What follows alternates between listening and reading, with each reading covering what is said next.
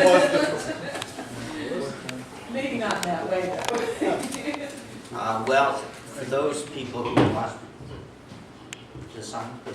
for people who want the truth, I have only one thing to say. People who want the truth just have people who lack imagination. Actually, it's not always an advantage to go last because, well, second to last, because some of the people have already mentioned some of the things you've done, you thought you were going to say. However, given that I'm prone to lying, I will make it up as I go along, and if I'm convincing, we'll call it the truth. How's that? That's good. So, there are a couple things that need to be looked at, and if you look at the concept of what media literacy is about, it really is to uncover or discover what the strategies that are utilized in any kind of media in order to persuade, convince, or lie to you. Many of the strategies, in fact all of the strategies, are the same. The question is, there's kind of a certain notion of, I want to call it, it's not psychological intent, but there's kind of an intention, if you will, behind it, of how you do propaganda, at least in the context of being somewhat untruthful, if you will, as opposed to truthful. Media literacy, when I do teach it, when I have taught it at Ohio State University in Columbus, Ohio, the students who come in are actually communication students, but some of them are actually in the area of production and other phases of the professional business. Others are just merely students who want to know something about how to manipulate people, because that's why they come. They say, I gotta learn how to manipulate people. And in fact, in many cases, that's exactly what you learn in media literacy. How to manipulate people, or from the other side of the coin, how you could be manipulated, all right? Because, you know, you can be the manipulate or the manipulatee. They're two sides of the same coin, and they're both you, right? Because you may end up by being the producer of an advertisement, but you are also the consumer of that advertisement. So you get a chance to be schizophrenic in every day in your life. So consequently, you learn something about the strategies. Now, there are different kinds of media literacy. The kind I'm going to talk about today is about the structuring of the aesthetic field in principle. There are other parts of media literacy, which is how the aesthetic field ends up by mixing different genres, how it mixes different medias, the ideologies that are produced by it, how it may affect you cognitively. So there's actually then media literacy is what I would call the grammar of media, which in its lexicon. That interests me less, but I'm going to talk about the aesthetic aspects today. Now, I will mention, when I mention research in this talk, the research I'm going to mention is research I have done, because I have actually been on a couple sides of the ballgame, teaching this in a college classroom, but also having 7 years of experience developing online research programs on U.S. marketplace and on China marketplace. I did that actually to develop something called a Bourdieuian analysis for those who might read Bourdieu. However, it also was able to get and produce some income from my pocket because it was actually sold to Fortune 500 companies. Now, why is that important? That I sold it to Fortune 500 companies? Well, no.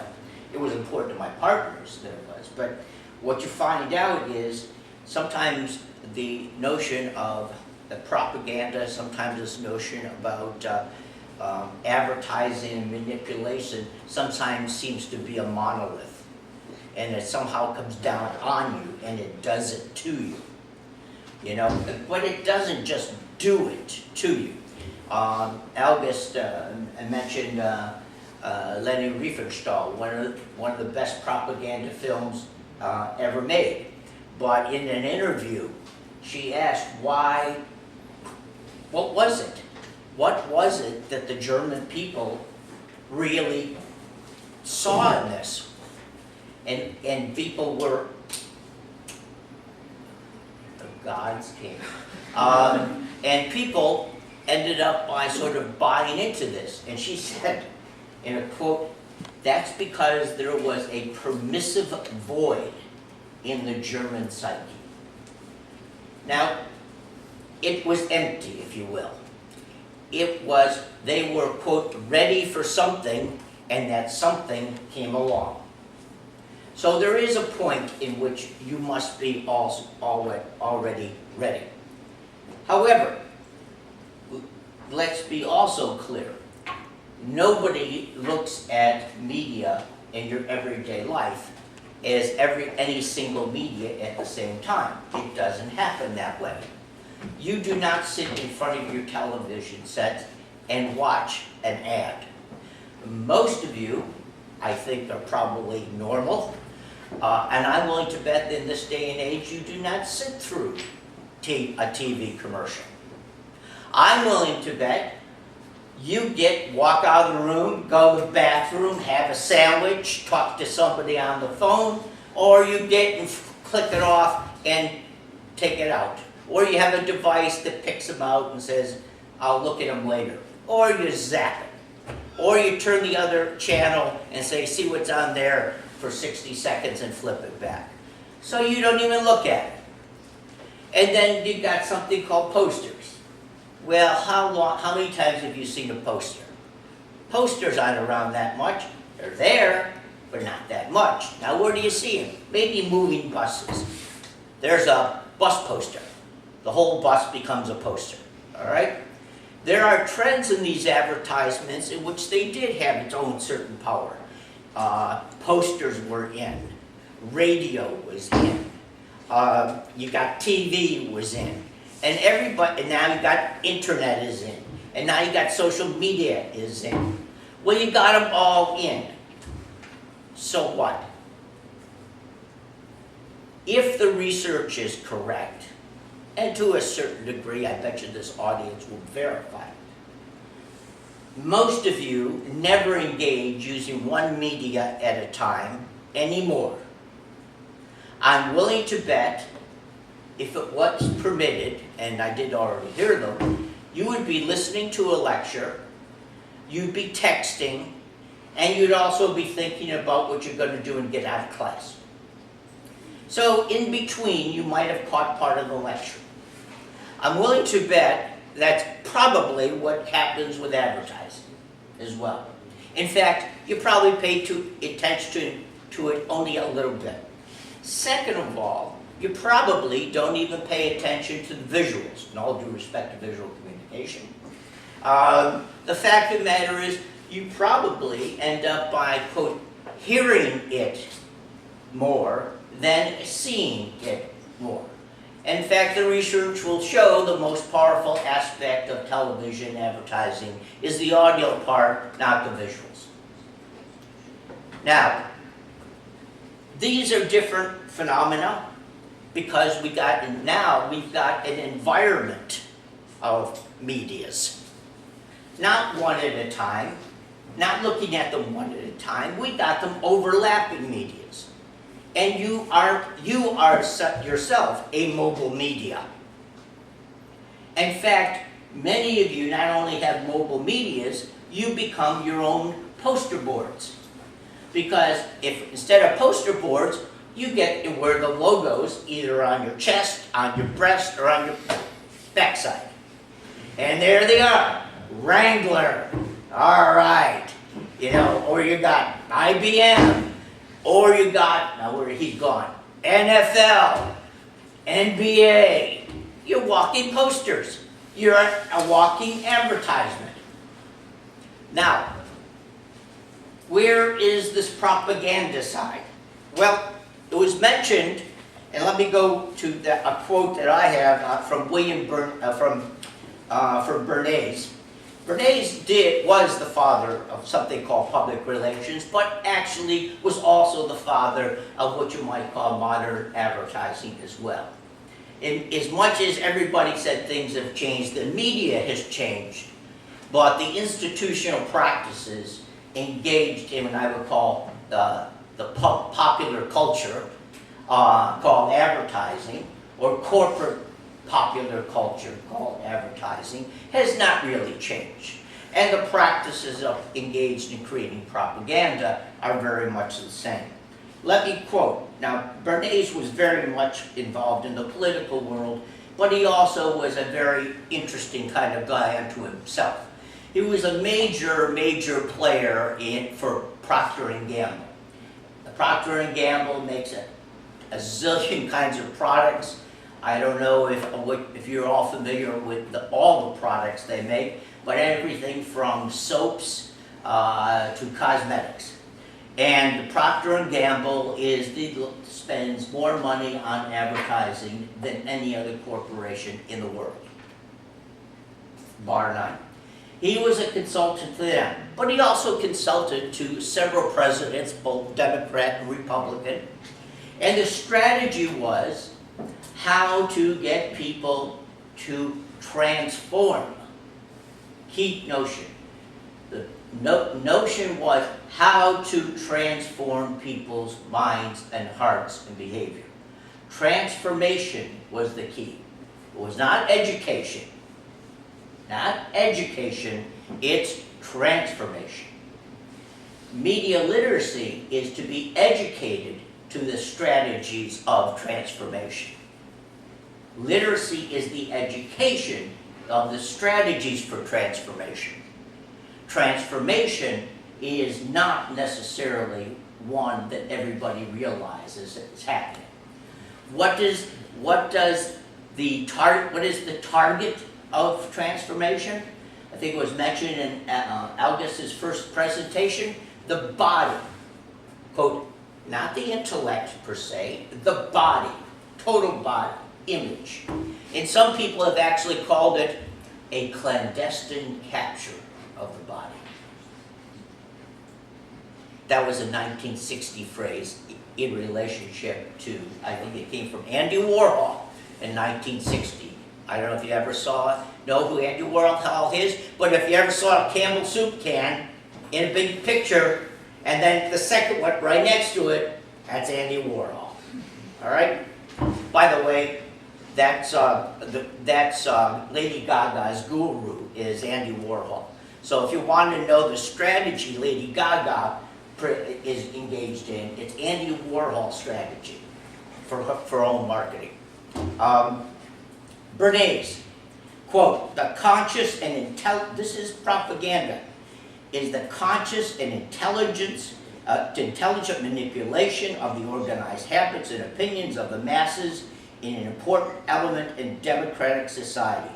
Those who manipulate this unseen mechanisms of society constitute an invisible government, which is the true ruling power of our country. We are governed, our minds are molded, our tastes formed, our ideas suggested, largely by men we have never heard of. This is a logical result of the way in which our democratic society is organized. Vast numbers of human beings must cooperate in this manner if they are to live together in a smoothly functioning society. In almost every act of our daily lives, whether in the sphere of politics or business, in our social conduct or our ethical thinking, we are dominated by the relatively small number of persons who understand the mental processes and social patterns of the masses. It is they who pull the wires which control the public mind. Now, you could perceive that as an indictment of quote, democratic society, or a prescription of how to maintain democratic society. But the context of Barnaise is that is how you maintain a democratic society, is through propaganda, and it is through manipulation of minds. That's the institutional practice that's embedded with, I would say, the overarching development of the creative industries, as we now call them. And they are very large, including visual communication. Now, I want to follow that quote up by another very famous person, which you might see is similar in nature, but I think it might be helpful to quote.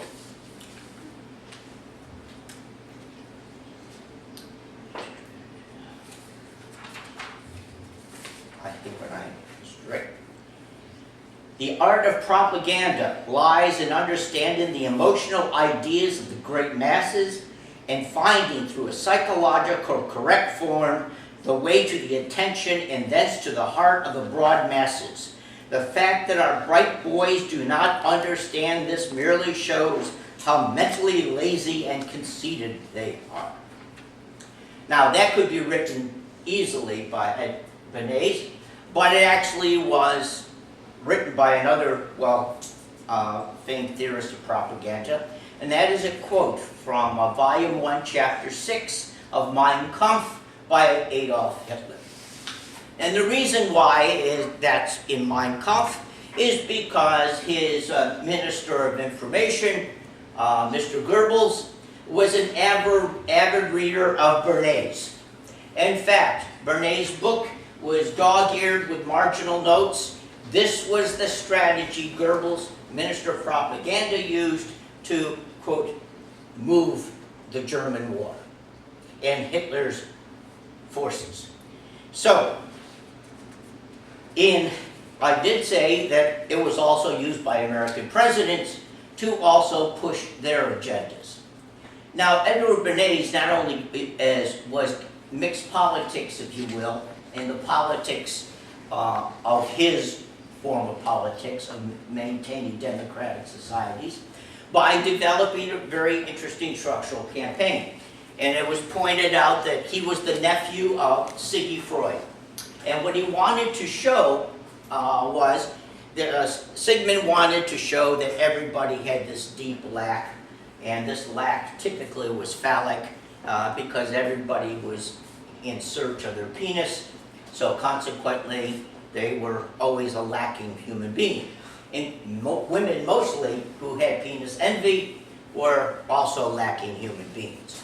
So he was able to get and stage a big coup for the tobacco companies because he was able in the late 20s and early 30s to develop the campaign for women to smoke. And what he did, he created out of this model, he created the notion of women smoking were torches of freedom.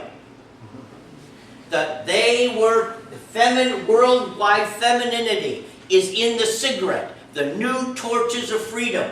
And he had one day, he had all the women, much as he could amass, with torches of freedom, walking by a church on Sunday morning in front of the great mass of a great cathedral, and they would light up, striking their liberation and torches of freedom. Women now started smoking. It was liberation of the female consciousness. But except within Siggy's mind and with Eddie's mind, the penis came home. And long live the penis. Burning penis. Burning penis. Yeah, it was hot. Okay. Now, he also had a rather dubious notion. I wish one of my friends were here, because Edward Bernays also launched the United Fruit campaign that essentially got in, helped the CIA get and eradicate the leadership in Guatemala, and from then on, the CIA ruled Guatemala. So he had a tendency to move in strange and curious ways. But the point is this: you may support women's liberation. You may support what the Democrat president said, or the Republican president, whatever they're doing. You might even support the CIA taking over Guatemala. Whatever the case, the point is that techniques that are being used are not different. The question is how to understand them and how to be able to test. Is there something in those very strategies that one can see and point to that might be helpful? And there is. And there is. There are elements of propaganda that require certain kinds of command. All propaganda creates a command obedience model. There is something in the rhetoric or in the visuals, the lighting, the staging that tries to see you as obedient to some sort of cause. The manufacture of unity, the manufacturing of cause, the manufacturing of obedience to it. Cause, obedience, you want to belong. So therefore, in our societies, greater societies, where people are looking for ways of belonging, they are looking for ways of being commanded, they are willing to be obedient, they end up by joining up with different kinds of propaganda images, propaganda corporations. There are many people who support all kinds of companies. For instance, the new badge of democracy spreading around the world is Starbucks. Do you have Starbucks coffee here in Lithuania? Yeah, everywhere. Starbucks? No, not yet. Gediminas Prospect, I don't know. Gediminas Prospect, Starbucks. Double cafe. They have good coffee here. What do they do with Starbucks? We'll come. They don't get enough money from the countries, so they don't make Starbucks here. Well, Starbucks is in a lot of countries. It actually started, it's got something like 700 stores in China. They charge the same price as they do. Every place is the same price. Nobody gets a break. But they are sort of one of the corporate images. And what do they promote? It's not just a visual image. And I just want to show you there's something else that's going on. And that is they're promoting your place to stop between home and work. Your place to stop between home and work. So therefore, what they do, they started, actually, why they started up with so many stores in China? Very easy. Is there a big population? Yeah, but even stronger. Chinese have got a very strict alcohol driving policy. People who are caught drunk once, it's one time and out. People don't drive and drink much anymore. They don't drink much anymore, is compared to what they used to. So there's only two options: Starbucks or have a driver drive you. Starbucks even may be cheaper. So they just created more stores, the stop in between. It's also a status thing. I can show you and my friends how I can buy a $3 cup of coffee in China and I can drink more and more. So now status comes into play. But what I'm trying to point to you also, there's other medium that people aren't talking about. You see film, yes. You see advertisements moving. You see maybe posters. But how about the very environment that gets created for you so you get to live through it? There's a great deal of advertisement inside of a supermarket that is totally, is visual But it's done in an interesting way. It directs your attention. You have silent directors in a supermarket. Silent directors. Now you're going to say, okay, wait a minute. I'm in a supermarket. What is the silent director in a supermarket? Well, I'm going to tell you. Silent director in a supermarket. When I walk in, at least in the United States, I also know some places in China right now, and I have not been in a supermarket in Lithuania, so I can't totally say that. But do you have a Tesco in Lithuania? Yeah. Well, Tesco is one of those other companies that seems to be all over. But here's what they do, and you can tell me if this is. When you come in, the objective is the silent director. The silent director is to outline the outer edge of your supermarket with colorful produce. That's usually your big shiny fruits, vegetables, and keep them going to the right, along the right. And so that keeps you and directs you along the outside aisle. And when you get directed towards the outside aisle, what you're being directed towards is the high margin foods. High margin foods are on the outside. And then it will direct you along the way to the deli. It will direct you on the way to meats. And then you'll come towards the center. The center is your lowest margin foods. Now, when you get to the supermarket, the things that you may have a brand that you want to pick, but typically brands most people pick are at eye level. Eye level brands cost more to put their food, put on the shelves than it does low level. So if you're a company and you want to pay the high shelving rent, you get eye level. If you don't have that money, you get bottom. Therefore, most people don't go like this and read to the bottom. They either go to the eye level or up here. So those are silent directors. They are silent directors of how you move.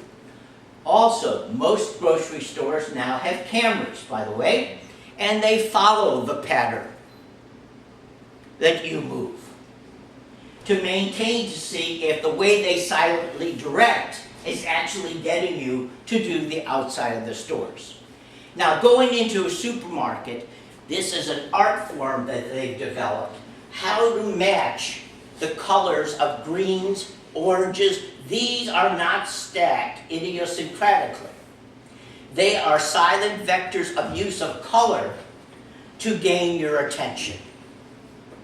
Those are not just thrown up there and said, there it comes in. Everything is stacked to have color relationships built in. And those relationships are based near or far, depending on the shelving, the fees paid. And they are directed by how you may move in patterns. Because a lot of times people will change their pattern, but they won't go against the norm. They won't go to the left. They'll always go to the right. 99% of the times people go to the right.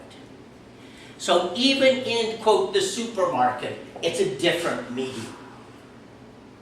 So the notion here of design becomes very, very important. Let me go back to something to show you something that I didn't cover, but I did want to cover. Film and propaganda and even supermarkets have an interesting kind of notion. They learned early on that if you are overt about your propaganda, you're not going to do well. You have to be clandestine. P&G sold soap in the early 20s and 30s. They developed something of their own called soap operas. The term soap operas came about because Procter & Gamble created their own soap operas and sold soap. That's how it came about. Now, those soap operas draw an audience. And that audience, by the way, in the 30s, 20s, 30s, had a tendency to be immigrants. Most of them was, one, because of the story that was told, which was always kind of morality stories of how to behave, and later on became how to behave loosely, but how to behave. They also learned English from it, but they were also told about how to be good Americans. They were taught about hygiene. One of the greatest storytelling initiatives was hygiene practice in education, or propaganda. They taught them that tie would clean their clothes, and that's what Americans did. You need not to wash your clothes by hand, but get a Ringer washing machine. They sold washing machines. So, washing machines, soap. Then you've got to get the kinds of sheets for your bed that basically will work with Tide and will give you that nice smell. Because if your sheets don't smell correctly, they are not good sheets, they are not American. Consequently, you also need to have hygiene in your mouth, because all you immigrants know you got bad breath. You all know that. So, you need to smell equally as bad as everybody else. So now you have a Democratic toothpaste we call Colgate. So you rub Colgate, and Colgate was up there a long, long time. You brush your teeth, you get your teeth white, and if you're not white, then you know you're not an American. White teeth is American. Good breath is American. Clean underarms now. We got to go on that one. Because you need to get those underarms smelling okay. So every one of your orifices, in some way or another, are going to be hygiene. So there is something for every body compartment you are going to fill up. That is American. And everybody knows it. Now, while I'm making fun of it, this was marketing and selling, and the whole notion was to build a notion of how to be American. They didn't have to build insecurity at that time.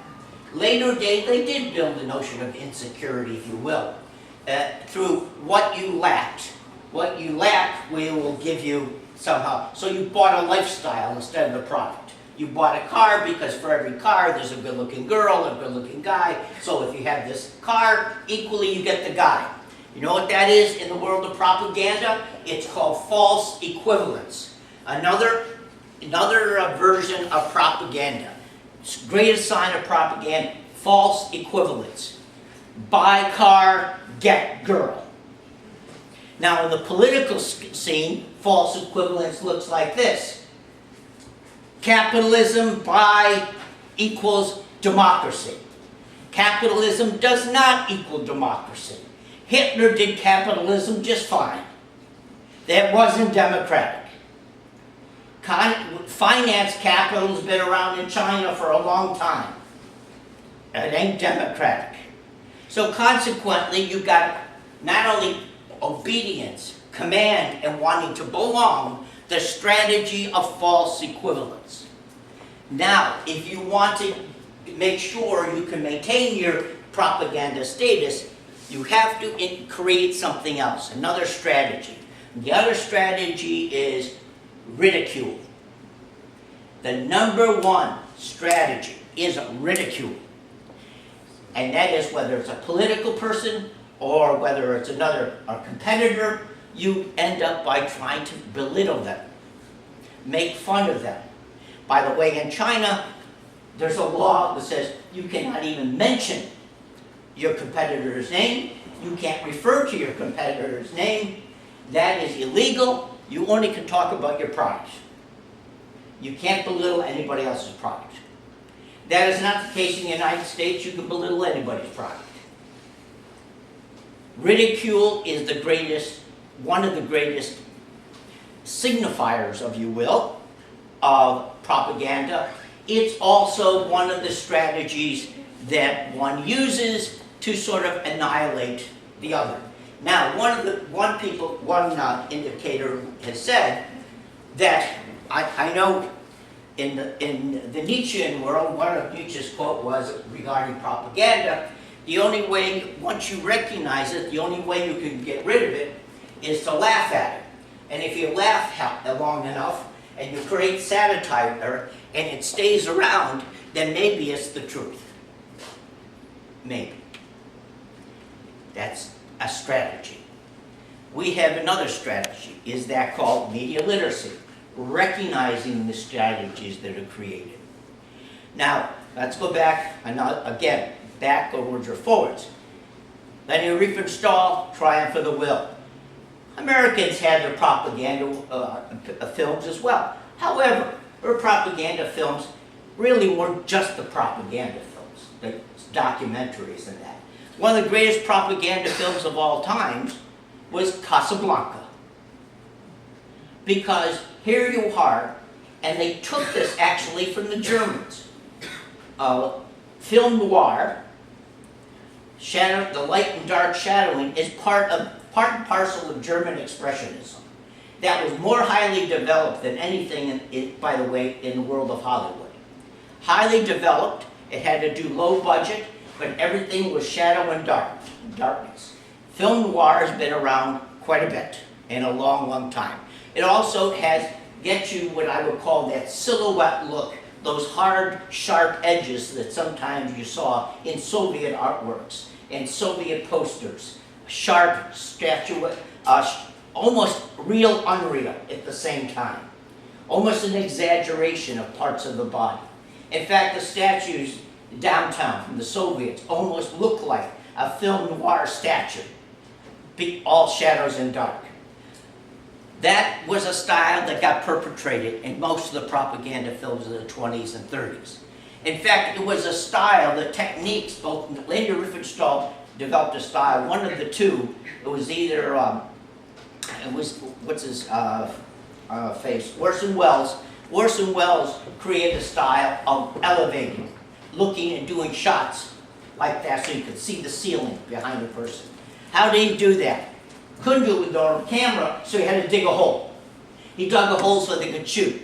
By the way, that's the same thing that Riefenstahl did to get those high elevation shots. They dug a hole to do it.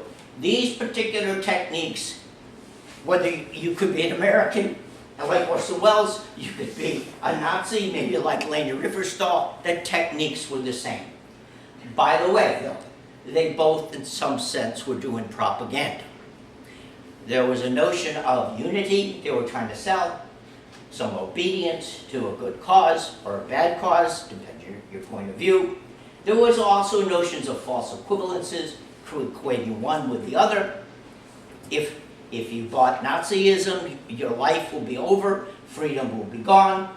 Actually, it was the very same thing we've used all the time, that basically against the Soviet Union during the Cold War.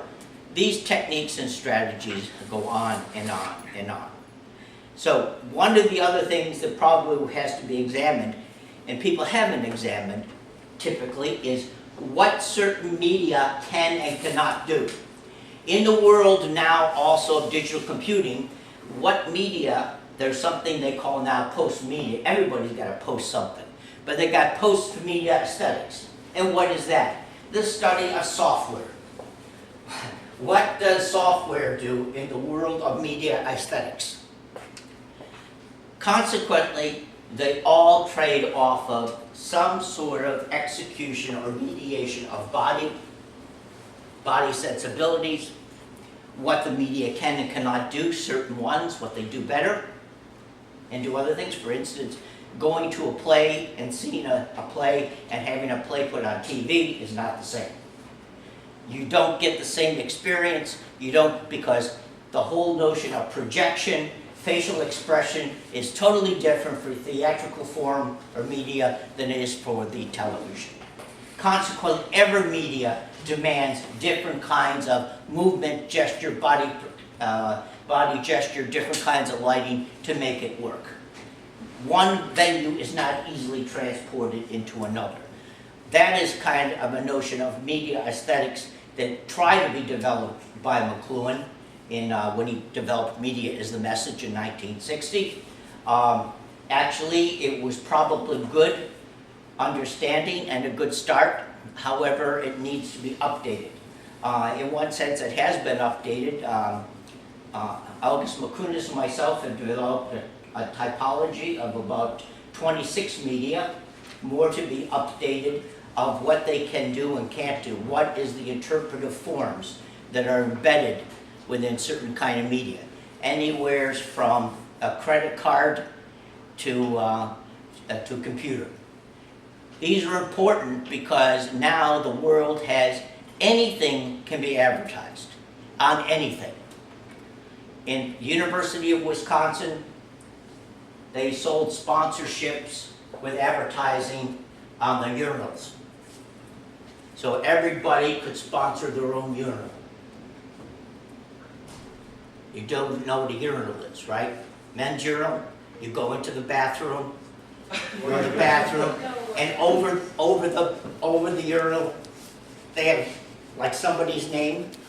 They donated this urinal. People paid $500 to have their name on the urinal, which everybody said piss on it. So, fact of the matter is, you will find selling on every part of any body, any kind of space. And now you have even the ability now to walk down the street. The technology is there. And I've seen the technology. You walk down the street and they can do a visual of you at a distance, and they can, on the visual, they can ask you did you like the car you saw last week? Because there's enough information developed on what you put in, what you have, and how it is circulated, that actually they might be able to tell at a distance who you are. Technology is there. Now there's something called ambient advertising. How to create a multimedia environment in which it comes from every side. And think about it as a hall of mirrors. No matter where you turn, there you are. And all it is you as sort of the target of the advertising. And what's the target? Your body. My chance of stamping you. My need to stamp your body and your environment. That's what branding is. The power to name, the power to brand. The power to name, the power to brand. Whoever has the power to name is in charge. That's a political issue, but it is also the credo of advertisers. I also want to make a point, this is sort of a structural point. Eric's talked to a whole bunch of guys and people in different places, and he always says they're really smart guys. Well, my experience is I've met a lot of chief marketing officers, and there's nothing bright about them. Trust me. They're just a dumb bag of rocks. They got to fill a suit. Most of them just didn't know what they were doing. You know what? Why? Because they got there because nobody wanted the job. Because you know what the lifespan of a chief marketing officer is in a U.S. company? 18 to 24 months. Then you might as well start filling out your resume at about the 12th month, because you're not going to be there. So there is no staying power. To take that job basically means it's the agencies that are taking over. The agencies actually have the power. It is really not the manufacturer anymore. Unless they can work out a deal that says with the advertising company, you only get paid on what we sell. If you can prove we sold it by what you did, then we'll get paid. That is a strategy, and I think it may be coming soon, of the new marketing payoff. We pay if you work out. You don't pay if you don't. Thank you very much for your attention. Hopefully we'll see you again. Thank you.